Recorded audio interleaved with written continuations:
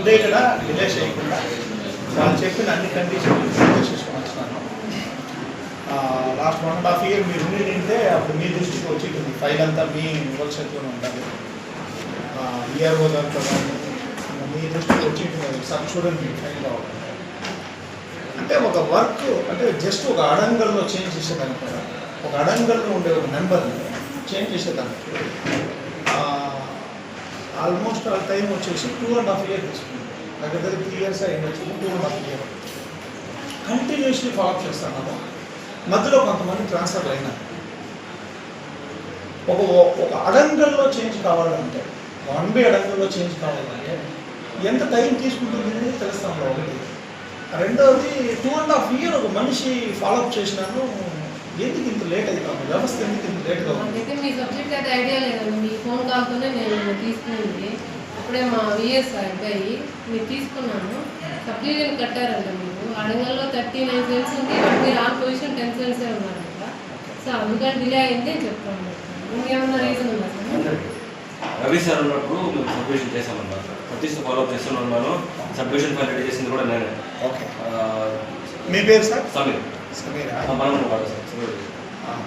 నేను ఎందుకు ఇక్కడికి వచ్చినానంటే నేను మీకు కాల్ చేసిన చిన్నోడు చాలా కాల్స్ చేసినారు. మీరు రిప్లై ఇలా 2.5 సంవత్సరాల తర్వాత ఎత్తుకున్నాము మీకు కాల్ చేసిన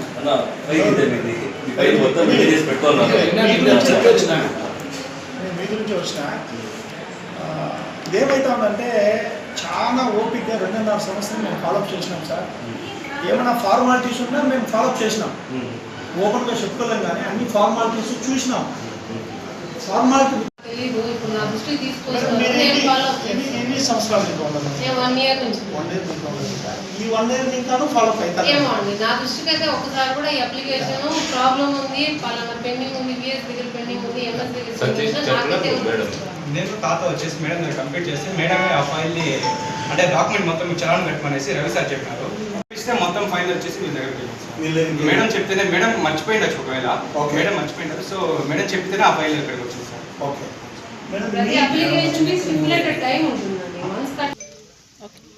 నమస్తే.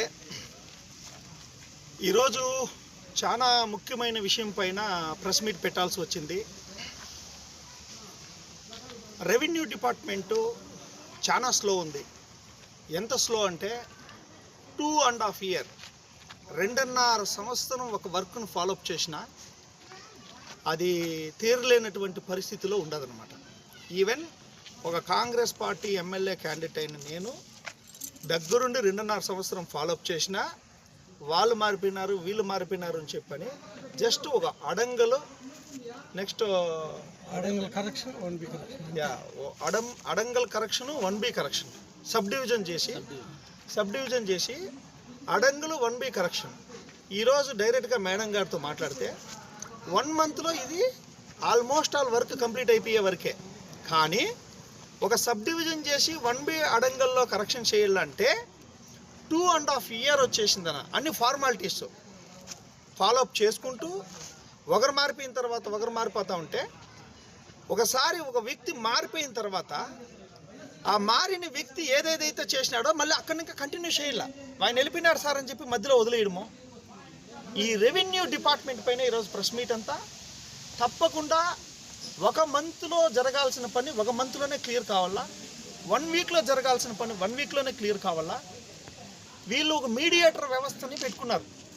వాళ్ళు ఫోన్లు రిసీవ్ చేయరు, ఫుల్ బిజీ. వాళ్ళు ఎప్పుడో 15 రోజులకో నెలకో 2 నెలలకో 3 నెలలకో ఒకసారి రైతులకు వచ్చేసి వాళ్ళు అందుబాటులోకి వస్తారు. సరే వాళ్ళని పట్టుకొని ఏమైనా పని చేసుకున్నామంటే అది ఏదో వీళ్ళు ఒప్పు చెప్పేస్తారు. ఈరోజు మేడం వచ్చేసి చెప్తారు నాకు 1 year ఇంకా నాకు దృష్టికే రాలేదు, కానీ మేడం చెప్పిన దానికే వాళ్ళకి ఫైల్ ఇచ్చినాం. ఈరోజు ఏది ఫైల్ అని తెచ్చినా మేడం తీసుకుంటారు వాళ్ళు మన ముందరే. ఇది మేడం గారిని బ్లేమ్ చేయాలనో లేకపోతే వచ్చేసి అక్కడ ఉండే అధికారులను బ్లేమ్ చేయాలనో కాదు. మొత్తం వ్యవస్థ ఇక్కడుండే ప్రెస్ సహోదరులందరికీ తెలుసు, ప్రతి ఒక్కరికి తెలుసు. మొత్తం వ్యవస్థ స్లో అయిపోయింది. 2.5 సంవత్సరం వచ్చేసి ఒక వర్క్కి తీసుకుంటా ఉంటారు టైం అంటే ఇకపైన ఈ వ్యవస్థ మారల్లా. ప్రతి మండే మేడం గారు చెప్పినారు అన్ని మండలాల్లో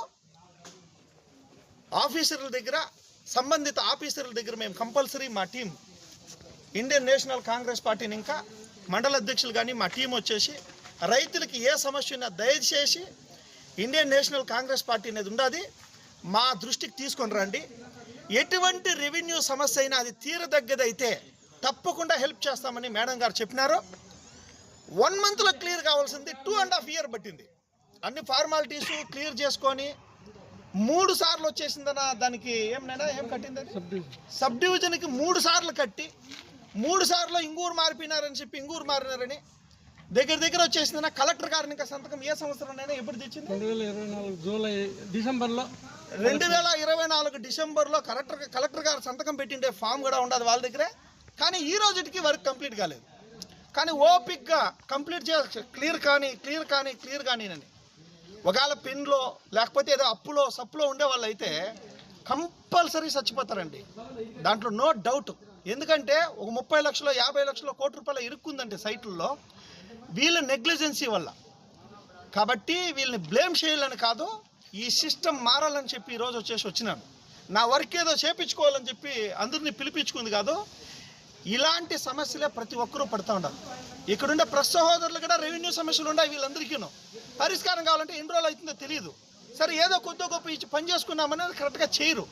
కాబట్టి ఇంక పైన చాలా సీరియస్గా ఎవ్రీ మండే రెవెన్యూ సమస్యల పైన తప్పకుండా వచ్చేసి మా సంబంధిత లీడర్స్ వస్తారు, వీళ్ళ దృష్టికి తీసుకొని వస్తాము.